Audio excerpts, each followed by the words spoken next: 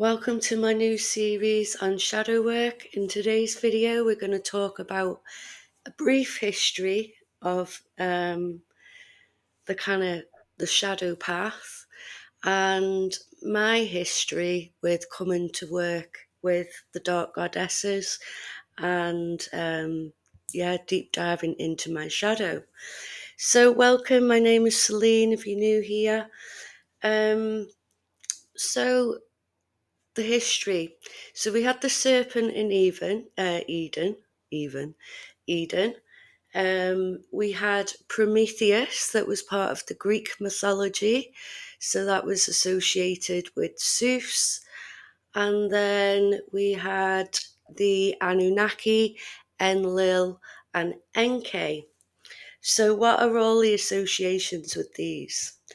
The serpent in Eden was actually Lucifer, who gave, you'll know if you know the story, that he gave, or the serpent gave Eve, told her to eat the apple to learn the hidden knowledge. And we're told that that's a bad thing. But actually, if you think about it, and as I discuss this brief history, because we're not going to go into detail, you'll realise why that might not quite be as bad as we think. So let's go on to Prometheus. Zeus was holding the fire, and it was said to be good for humans.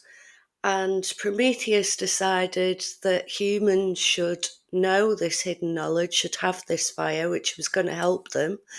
And so he stole it from Zeus and he gave it to humanity. Then we have Enlil and Enki. So their story, they're the Anunnaki, if you've heard of that. You can dive into all this, by the way, and research yourself and go a bit deeper. So we had these two that were part of the Anunnaki, and they're said to have made us into hybrids of them. So both Enlil and Enki were brothers, and they did it together. But then humans didn't want to be enslaved anymore, which was why we were made, so we could be slaves. You know, that's a pattern that's followed throughout time. And, it would be good for these Anunnaki. So anyway, we started complaining. We decided we didn't want to be slaves anymore.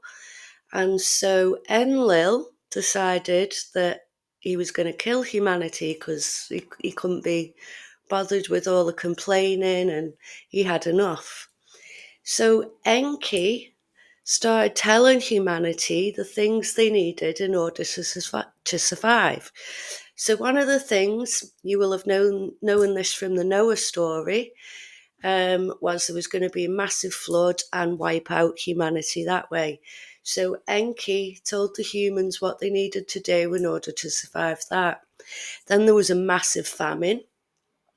So he told them how to store food properly and things like that so it could get them through that famine. So they passed that one.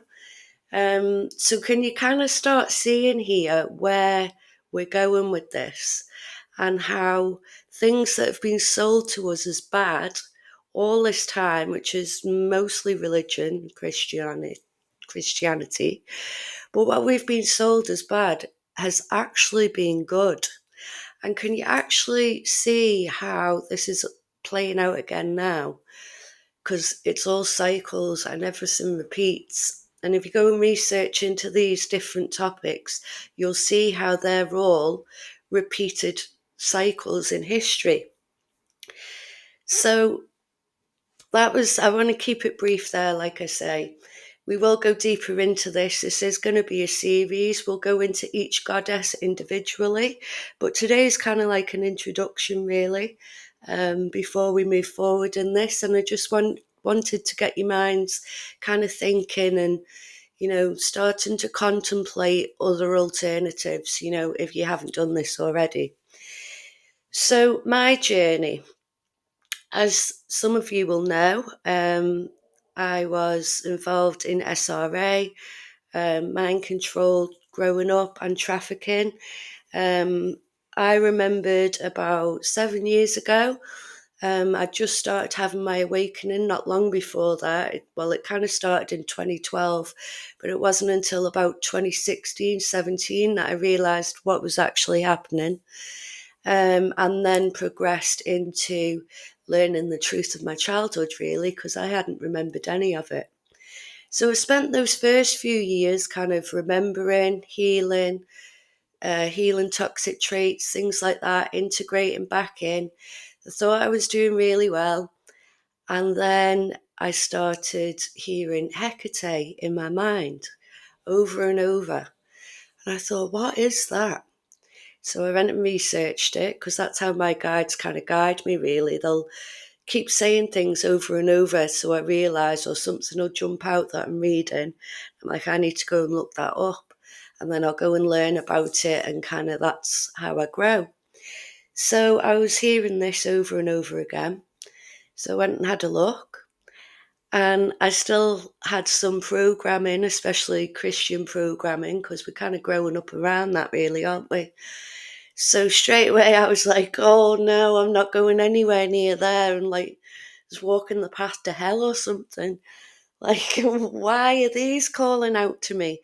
Especially with knowing what my past was like, and I was never anything like those people. So, this was like, whoa. I was a bit worried, really, like, what's happening?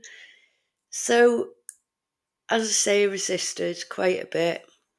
Then I started hearing Persephone, so I went and looked that up. And then I saw the story of how Hecate had, excuse me, how Hecate had helped Persephone and her mother Demeter with the Hades story.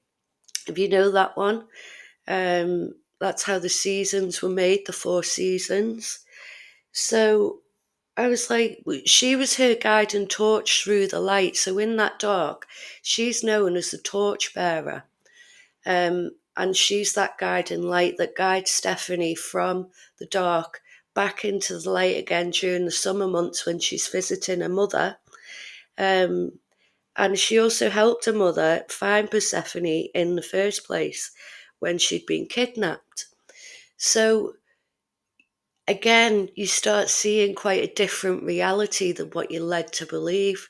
This person has helped another person, someone who's needed it. She's been that guiding light in the dark, which I didn't mention before is what Lucifer actually stands for.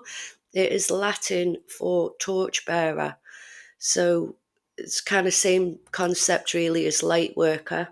You're a guide for people that are going through their shadow and being that light and sharing that knowledge that they need in order to help others, which is, I think, the point for most of us.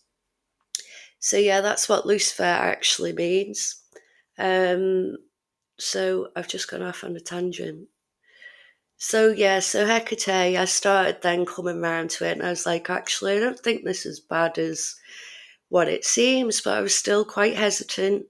I decided I was going to research some more, find different perspectives and things, because also you're told that Lucifer are the elites or the Illuminati or whatever you want to call them, and that's bad.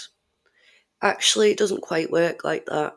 It's all about the intent. Spirituality is just one thing. It's all about the intent of someone that uses it. Like a knife, you can either make a knife to make food and cut up food, which is obviously a good thing, or you can take it and take a life. So it's all about the intent. So anyway, going off again on a tangent. So yeah, I started seeing that actually things weren't quite bad. So yeah, I did some more research and things. Kind of found out quite a lot, which we will go into, probably not in detail. But you can go and look all this stuff up yourself, and make up your own mind. Um, but yeah, I just learned and grew really. Then Lilith came, and Lilith was like, she's the demon, the mother of all demons. Like, she's terrible. You can't even think about Lilith. So that was quite mind-blowing. I was like, what is going on here? But during that time as well, just before I found Lilith, that was actually how I found my name, Selene Althea. So Selene is the moon goddess, which I didn't realise was also associated with Hecate and Persephone and stuff, and that kind of storyline in the Greek mythology. So I'd kind of got guided to this, and I was like, "Oh, I like that, yeah, Goddess Selene," because she's a goddess of healing, um, which is what I do. I'm predominantly a healer in the spiritual sense. So yeah, so I got that name, and then Althea is Greek for healing or healer. So I was like, "Oh, I like that. What a nice spin on it." So that was how that was born. Um, so yeah, then we move into Lilith, and I'm like, oh no, really? So I started looking up on Lilith, and then I started to realize that all these different goddesses that had come to me all had different archetypes for healing.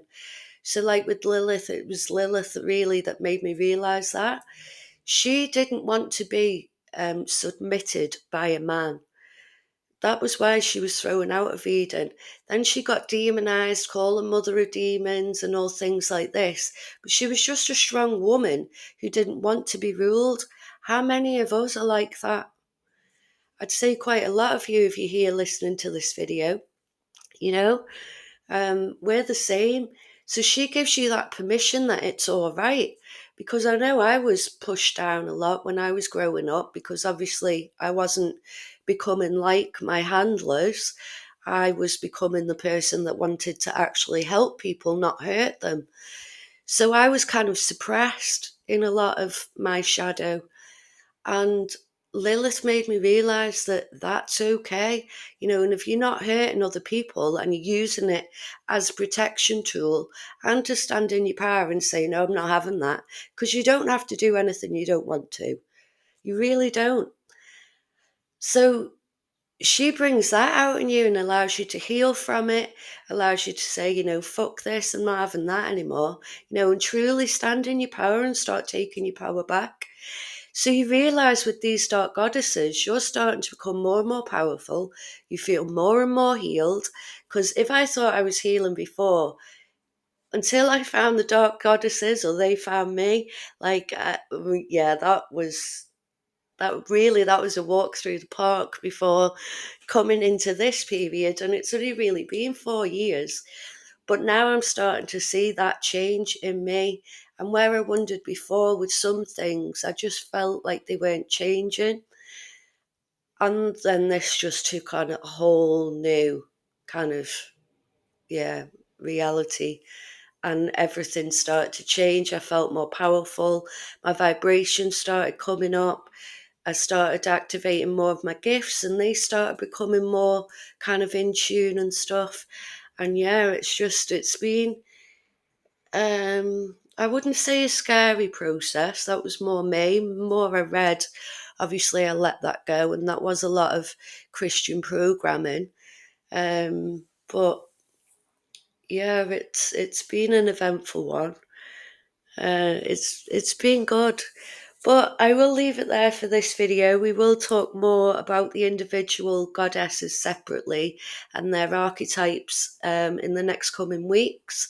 So if you want to subscribe, you'll be notified, hit that bell notification, you'll be notified when the videos are up. I plan on having them running every Friday, so I will try and stick to that. But obviously I do get guided by spirit a lot into different things and end up going off doing other stuff and then coming back. But I will stick to every week anyway, and we'll get the series out there. If you would like to leave me any messages, if you've got any questions, that's fine, or in the comments below. Or if you would like to work with me, you can visit the website selenealthea.com, or you can contact me in ways we can work together. So I hope everyone is well this week. I will see you all next week. I think I will probably do Hecate next week, but don't hold me to that. I will see over the week where we go. But yeah, I will see you all soon. Enjoy your day.